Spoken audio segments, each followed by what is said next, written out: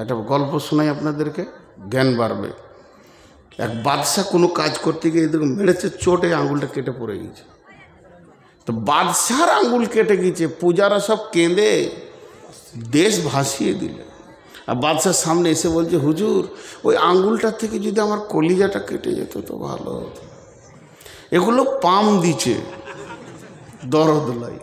মন্ত্রী ছিল না দেশে, বিদেশে গিয়েছিল কোনো বাণিজ্যে। মন্ত্রী ফিরে এসে ওর বিবির কাছে শুনেছে বাদশার আঙুল কেটে গেছে। সকালে উঠে গিয়ে বলছে, মন ভারী করে বসে আছে বাদশা, যে সবাই তো ইন্নালিল্লাহ বললো আর চোখের পানি ফেললো, এখন মন্ত্রী কি বলে দেখি। মন্ত্রী এসে বলছে, ওস্তাদ হাতটা দেখি স্যার। মন্ত্রী বলছে, আলহামদুলিল্লাহ। কলজেটা কত জলে, কলজে জলা কোথাও বাকি থাকবে? আলহামদুলিল্লাহ। সঙ্গে সঙ্গে বলছে, প্রহরী জেলখানার দরজাটা খুলো, বেঈমানকে ভরে দাও। আমার খায় আর আমার বিরুদ্ধে কথা বলে, আমার আঙুল কেটে গেছে আর বলছে আলহামদুলিল্লাহ। ওকে জেলে ভরে তালা মেরে দাও। ওকে জেলে ভরে তালা মেরে দেওয়া হলো। এবার বলছে আমি একটু আসি, একটু শিকার টিকার করে আসি, হরিণ টরিণ, তারপরে বেঈমানকে উচিত শিক্ষা দিব। কেমন করে ও আলহামদুলিল্লাহ বলেছে। হরিণ শিকার করতে গিয়ে জঙ্গলের ভিতরে রাস্তা ভুলে নাগাল্যান্ডে চলে গেছে। নাগাল্যান্ড বুঝেন তো, মানুষে মানুষ খায় ভারতবর্ষে। ওখানে চলে গেছে, ওখানকার জাতিরা ঘিরে ধরেছে। সুন্দর এত টুকটুকে মাল পেয়েছি, মালটা ভালো হবে, বিরিয়ানি খুব সুন্দর জমে যাবে। ওকে টেনে নিয়ে গিয়ে ঘরে ঘরে তালা মেরে দিয়েছে।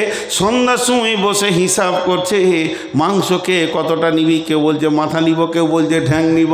এবার বাদশাহ বলছে আর বাড়ি ফেরা হলো না, কাল সকালে তো আমাকে পিস পিস করে কেটে খেয়ে নেবে। টেনশন আর চিন্তা, টেনশন আর চিন্তা। সকাল হলো, তাকে তালা থেকে বের করে পেছন দিকে হাত বেঁধে ঠাকুর থানে নিয়ে যাওয়া হচ্ছে। রাবণের পূজা করে ওরা। এবার ওকে কাটবে, কেটে পিস বানাবে। বাদশার জান মুখ সব শুকিয়ে গেছে। যখন পেছন দিকে হাতটা বাঁধতে গেছে, দেখছে একটা আঙুল কাটা। তখন এবার বলছে পুরোহিতকে ডাক। আজ কি বার রে? শনিবার। আঙুল যে কাটা রে। পুরোহিত হাত চালাইছে, খবরদার মারিস না, বংশ ধ্বংস হয়ে যাবে। যেখান থেকে এনেছিস ওইখানে দিয়ে আসবা। বাদশাকে দিয়ে চলে গেল। যেই বাদশাকে দিয়ে চলে গেল, বাদশা সকালে দৌড়ে এসে ঘোড়া থেকে নেমে বলছে, তাড়াতাড়ি জেলখানার গেটটা খুলে দে। ওরে ওই আঙুল কাটা ছিল বলি জানে বেঁচেছি রে ভাই, তুই বলেছিস আলহামদুলিল্লাহ। তোরটাই ঠিক আছে রে, তুই বলেছিস আলহামদুলিল্লাহ। এতক্ষণে কাটা আঙুলের লাভটা বুঝলাম, নাহলে তো এতক্ষণ বিরিয়ানিতেই শেষ হয়ে যেতাম রে। ওরা যে সব মাল মশলা কিনে ফেলেছিল, শুধু আমাকেই পিস করতে বাকি ছিল।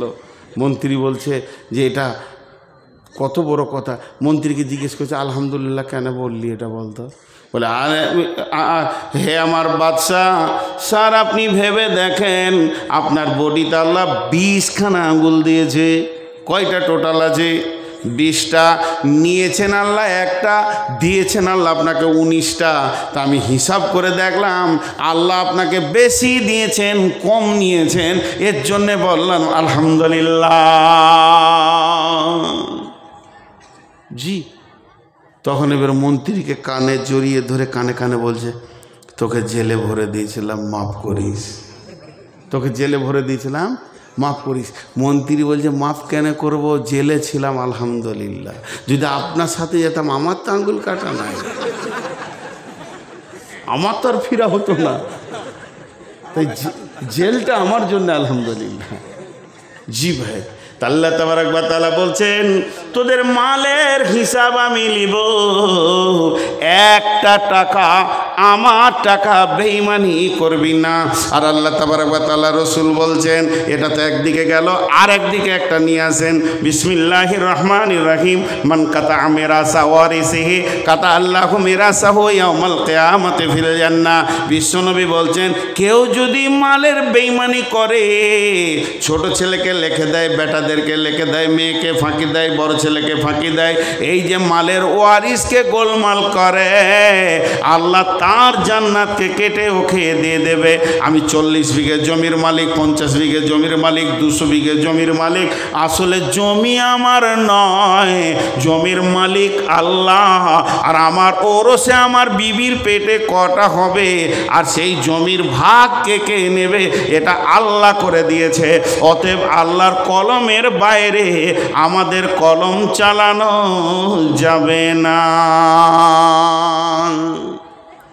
আপনাদের নলহাটিতে এরকম আছে জমি লেখালেখি নাই, ফাঁকি মেরে দিয়ে লিখে দিলে, হজ করার আগেই আবার দিছে। আহা, এ যে কি ডেঞ্জার সাজি পৌঁছাইছে ওখানে। ও সে আগেই লিখে দিয়েছে। দেখেন, হায় আল্লাহ, বড় বড় আলেমদেরকে জিজ্ঞেস করবেন, কিছু আলেমের ফতোয়া যে এরা জীবিত জাহান্নামী, খালি যদিন শ্বাস লিছে দুনিয়াতে, মরবে তো জাহান্নামে যাবে। তার মানে ও কি বলেছে জানেন? ও বলতে চাইছে আল্লাহ আপনার বুদ্ধি শুদ্ধি কম, আমার ব্রেনটাই ঠিক আছে, আমি যেটা করছি এটাই ঠিক। পরোক্ষভাবে কোরআনকে নেকেট করছে, অনেকগুলো গোনা করছে ও, অনেকগুলো, যে অমুক পেয়ে যাবে, এ পেয়ে যাবে, ও পেয়ে যাবে, বোঝে না। খবরদার না, মালের মালিক আল্লাহ। চলেন এবার দুটি ঘটনা আপনাদেরকে শোনাই।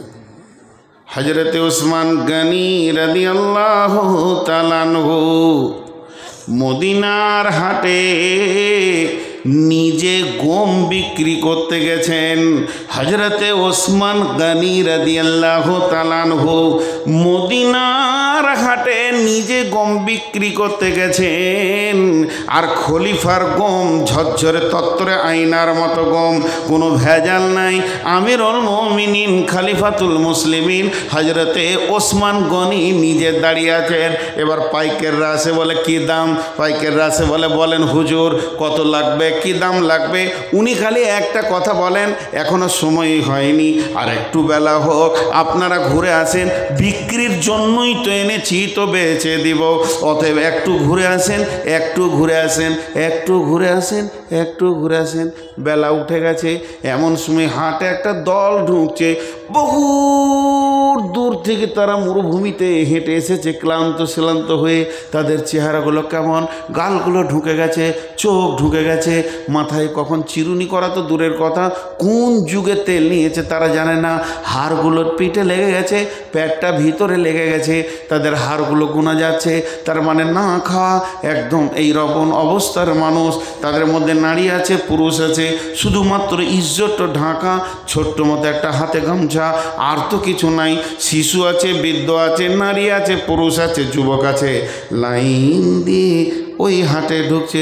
হযরত ওসমান বললেন, দাঁড়াও, তোমার গামছাটা পাও তো, লাও, তুমি একটা লাও, দেখি তোমারটা দেখি, তোমরা কজন? বলে 2 জন। লাও, তোমরা 2 জন লাও, এইভাবে লাও, আর একটা বস্তা আনো, লাও লাও।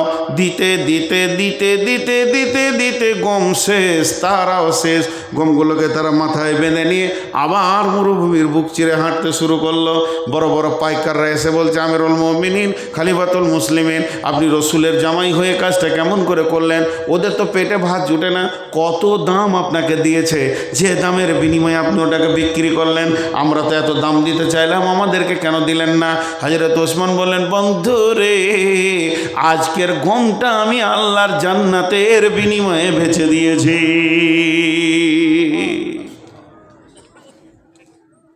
এখন যদি মাদ্রাসার জন্য টাকা নিতে হয়, তাদেরকে পাম দিতে হচ্ছে, পাম দিতে হচ্ছে, টাকা দে, আবার সুর করে বলতে হচ্ছে। সুর করে না বললে তো খালারা 1 টাকা দিবে না, ওর কলজে ঠান্ডা করার মতো বলতে হচ্ছে। আর আমাদের এই কি আউয়াল ভাই দুদিকে থু উড়ে গেছে, এমনি মোটা মানুষ, ঘেমে কল করে। এই টাকার পাহাড়, লাখে লাখে ঝাঁকে ঝাঁকে কাটে, হাজারো হাজার, শেষকালে গুনে দেখে 3 কুড়ি চা, খালি 10 টাকা লোক। এই হয়ে গেছে আমাদের আদায়ের সিস্টেম। জি, আদায়ের সিস্টেম। আদায় 2-3 জায়গায় খুব ভালো দেখেছি। দুটো না বললে জ্ঞান বাড়ে না। কলকাতায় বজবজে একটা জালসায় গিয়েছিলাম, 10,000 লোক, সেই রকম ডেকোরেটেশন, কত লক্ষ লেগেছে জানি না। সেই রকম মাইক সাউন্ড, 3 জন বক্তা আছে, আমি শওকত সোহরাওয়ার আমি। তো হেড মৌলানা আমার কানে এসে বলছে কালেকশন করবেন আপনি, মাঝে দিয়েছি 15 মিনিটের বেশি কালেকশন করিয়েন না, তাহলে এটা রেগে যাবে। সব শিক্ষিত মানুষ, কলকাতার ব্যবসায়ী।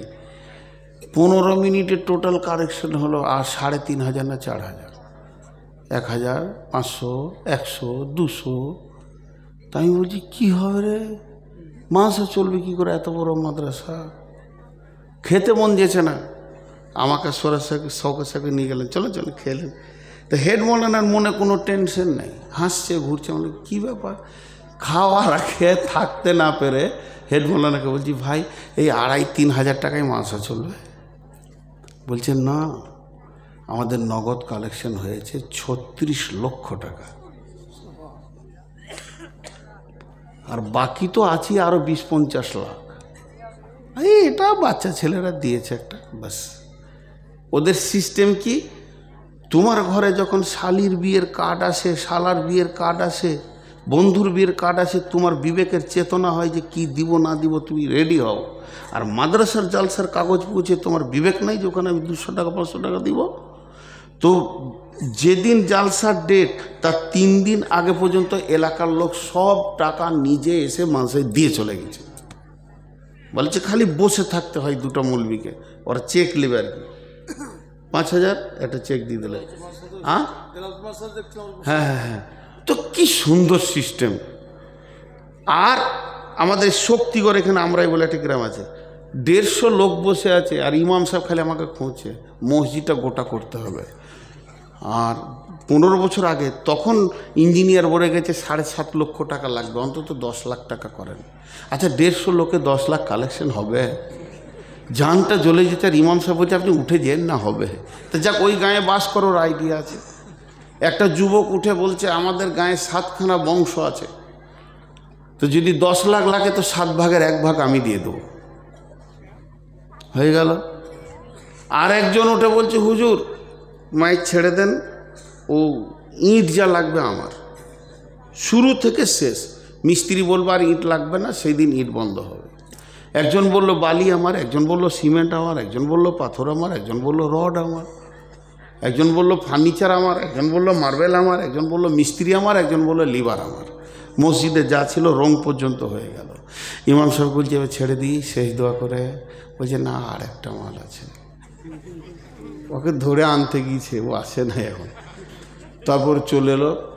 আমি বললাম ভাই আপনার অপেক্ষায় আমাকে ইমাম সাহেব বসিয়ে রেখেছে, এত লেট করে।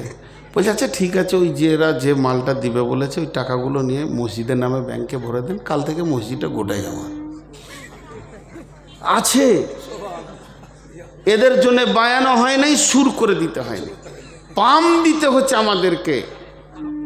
হ্যাঁ, কিন্তু বিয়ে দেওয়ার পর শ্বশুর বাড়ি কবে যেতে হবে এটা বলতে হচ্ছে না, মেরে দিচ্ছে তো ঠিক টাইমে টিপ মারছে। কিন্তু এখানে যে ওকে টাকা দিতে হবে, ওকে গুঁতিয়ে বলতে হচ্ছে। 4টা বক্তা লাগছে। জি, এরপরে শোনেন, জান দেওয়া কাকে বলে? জান দেওয়া কাকে বলে? ওহুদের প্রান্তে আল্লাহর নবী লোহার জামা পরেছিলেন, বর্মা পরেছিলেন, লোহার চাদর রসুল পরেছিলেন। স্বাভাবিকতায় রসুলের শরীরটা ভারী হয়ে গেছিল, 2 দিকে 3 দিকে মহড়া চলছে।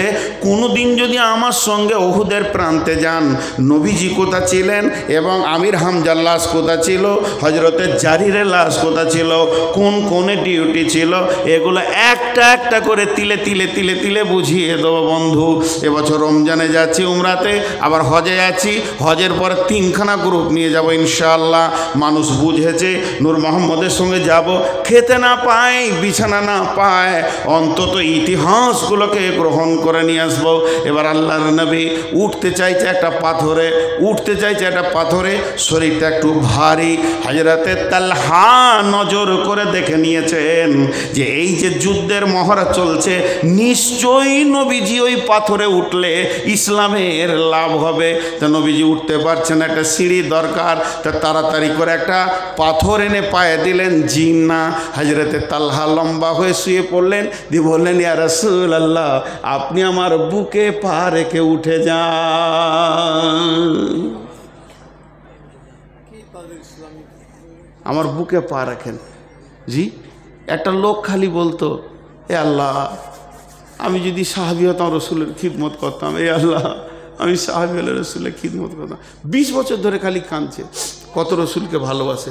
একদিন রসুলকে স্বপ্নে দেখছেন, এটা গল্প বলছি, আবার কালকে বলবেন না যে বুখারী। একটা উদাহরণ দিচ্ছি, এই হাদিসটার, তালহার হাদিসটার উদাহরণ দিচ্ছি। ও রাতে স্বপ্ন দেখছে যে রাসূলুল্লাহ সাল্লাল্লাহু আলাইহি ওয়াসাল্লামের সঙ্গে একটা গাড়িতে চেপে কোথায় যাচ্ছে, সব সাহাবীরাও আছে।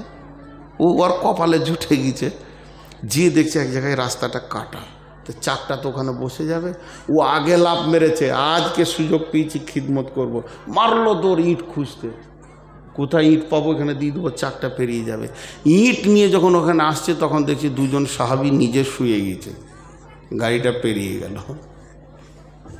হবে না, ওদের সাথে আমাদের তুলনা করা যাবে না। তালহা তো একটা পাথর খুঁজতে যেতে পারতেন, কিন্তু নিজে শুয়ে গেলেন। যখনই নিজে শুয়ে গেলেন, আল্লাহর নবী তালহার বুকে পাটা রাখলেন, আর জবান দিয়ে কি বললেন? নবীজি বললেন, তালহা রে, তুমি নিজের জন্য জান্নাতকে ওয়াজিব করে নিলে। তারা জানতো, যারা গাড়ি চালাতে জানেন, অন্তত মোটর সাইকেল হোক, 4 চাকা হোক, গাড়ি বলে আমাকে এখন ডবল গিয়ার দাও, 3 গিয়ার দাও, 4 গিয়ার দাও, টপে দাও, বলে গাড়ি। ড্রাইভার বুঝে নেই এখন গাড়ি কোন গিয়ারটা চাইছে, ড্রাইভার বুঝে কি বুঝে না। তো সাহাবীরা ছিলেন ড্রাইভার, তারা বুঝে নিত যে এখন কি চাইছে। রাসূলুল্লাহ সাল্লাল্লাহু আলাইহি ওয়াসাল্লাম যে গর্তে ঢুকেছিলেন, এখন সেই গর্তটাকে বন্ধ করে দিয়েছে সরকার, যেতে দেয় না। ওই গর্তে আমি ঢুকেছি, যে গর্তে তালহা রসুলকে রেখে 180টা তীর খেয়েছিলেন।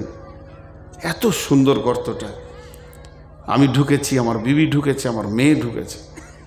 ওই গর্তের সামনে যখন গেলাম, মনে পড়ল কাফের বেঈমানেরা তীর রেডি করেছেন, রসুলকে পৃথিবীর বুক থেকে সরিয়ে দেবে। বেঈমান, তোরা কি পারবি আল্লাহ না বললে? সমস্তটা গাইড করছেন আল্লাহ।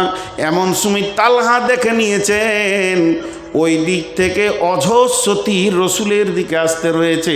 নবীজিকে পেছন দিকে ঠেলে দিয়ে গর্তে ভরে দিয়ে পাহাড়ের প্রাদদেশে গর্তের মুখে তালহা দাঁড়িয়ে গেলেন। 2টা বাজুতে রসুলের গায়ে যেন তীর না লাগে। তালহা বলছেন, রাসূলুল্লাহ, খবরদার বের হবেন না, আপনি ওই জায়গায় থেকে যান, আপনি হিফাজতে থেকে যান। এবং 2 জায়গায় তীর, 180খানা তীর খেলে।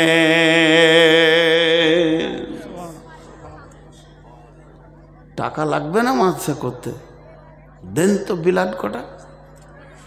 কি ছিল সাহাবীরা, আল্লাহ রসুলকে হুমকি দেয়নি? ওয়াজাদাকা যালান ফাহাদা ওয়াজাদাকা আইলান ফাগনা ফাম্মাল ইয়াতীমা ফালা তাকহার। হে নবী, তোমাকে আমি কি দিইনি? সাহাবীদের মিজাজগুলো তোমার দিকে করে দিয়েছিলাম। ওই তালহা যেদিন মারা গেলেন, তালহা যেদিন পৃথিবী থেকে চলে গেলেন, আল্লাহর নবী তালহার লাশটা কবরে রেখে আল্লাহকে বললেন, আল্লাহ,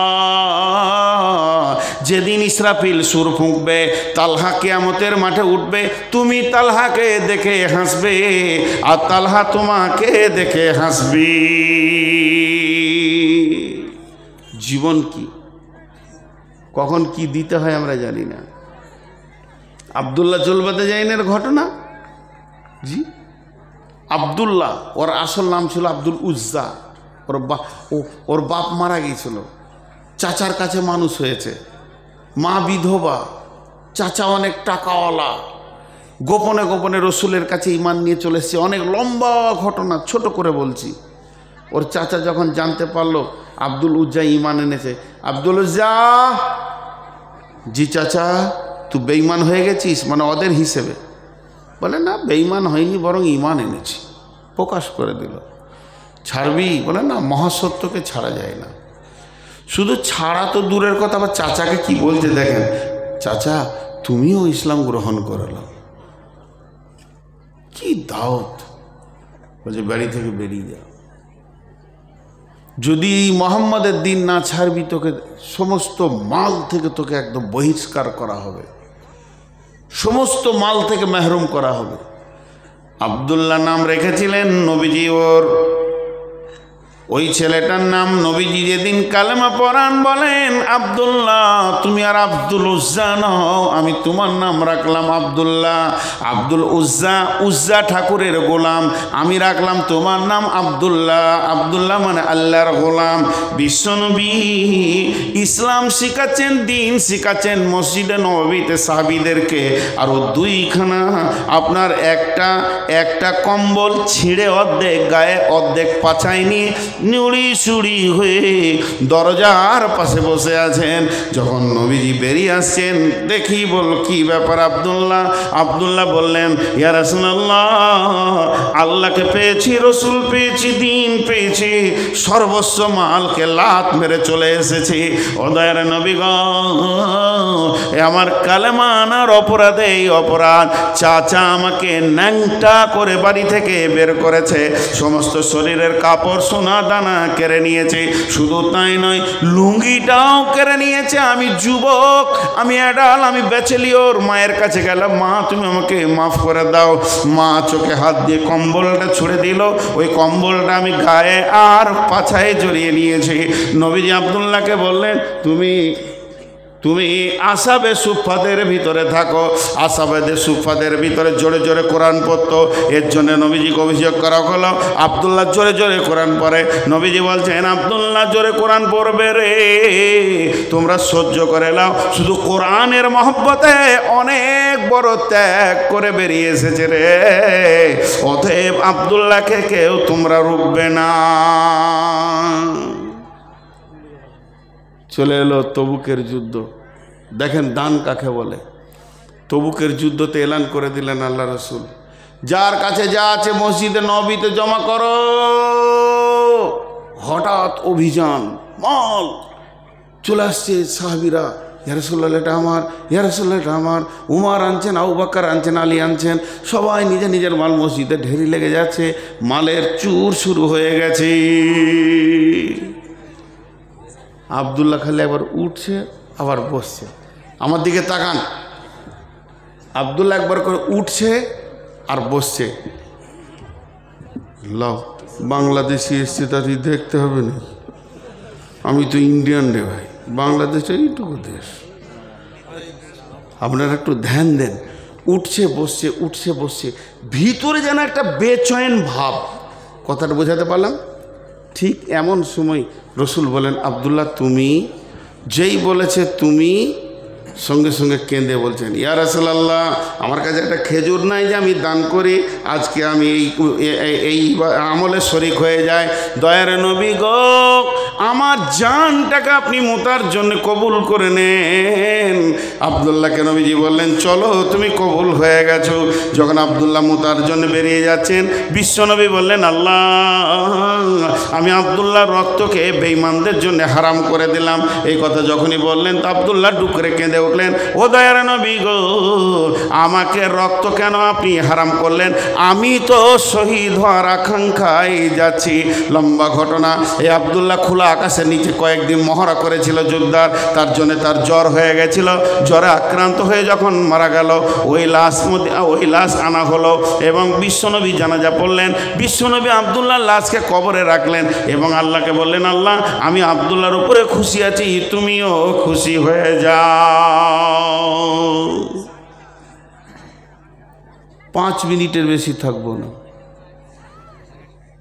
কেউ আছেন 10,000 দিবেন? মাইকে নাম প্রচার করব না। কেউ আছেন 10,000 5,000 দিবেন? আল্লাহর জন্য দেবেন।